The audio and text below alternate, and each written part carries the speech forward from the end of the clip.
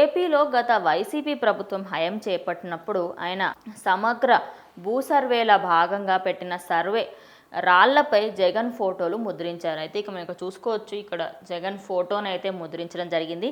ఇలా రాష్ట్రంలో 77 లక్షల సర్వే రాళ్ళు ఉన్నట్లుగా అయితే రెవెన్యూ అధికారులు వెల్లడించడం జరిగింది. మరి ఎందుకు చేశారు, ఏమిటి?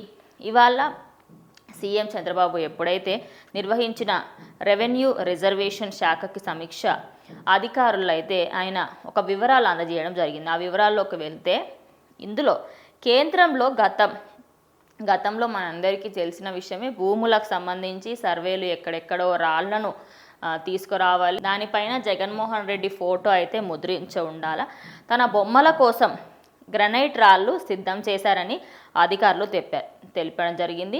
మాజీ సీఎం బొమ్మ ఉన్న 77 లక్షల గ్రనైట్ రాళ్లను ఏం చెయ్యాలి అన్న విషయంపై ప్రస్తుతం ప్రభుత్వం అయితే కసరత్తు చేస్తుంది. ఎందుకంటే మీరు ఇక్కడ చూసుకోవచ్చు, ఇటు ప్రభుత్వానికి సంబంధించి ఇలా గ్రనైట్ రాళ్లపైన ఇటు వైఎస్ జగన్మోహన్ రెడ్డి ఫేస్ ఉండడంతో మరి ఇప్పుడు ఆ రాళ్ళని ఏం చెయ్యాలి, ఎలా వాడుకోవాలి, ఏంటి అనేది ఒక పెద్ద కన్ఫ్యూజన్గా మారింది. అదేవిధంగా 15 కోట్లు ఖర్చు అవుతుందని అధికారులు తాత్కాలిక అంచనాలు అయితే వేశారు. కాబట్టి దీనిపైన ఒక నిర్ణయంకి అయితే త్వరలో వస్తారు. కానీ దీని గురించి మొత్తం డీటెయిల్స్లోకి వెళ్తే, జగన్ బొమ్మలను పిచ్చి వల్ల మొత్తం 700 కోట్ల వరకు ప్రజల సొమ్ము వృధా అవుతుందని అధికారులు ఇవాళ సీఎం దృష్టికి అయితే తీసుకువెళ్లారు. మరి చంద్రబాబు దృష్టికి తీసుకువెళ్ళిన తర్వాత ఈ గ్రనైట్ రాళ్లను ఏం చెయ్యాలి అంటే, ఇప్పుడు అవి పడేసిన అటు దానికి ఖర్చు చేసిన మనీ ఏదైతే ఉందో అంతా నీళ్ళ పాలైపోతుంది అని చెప్పుకోవచ్చు.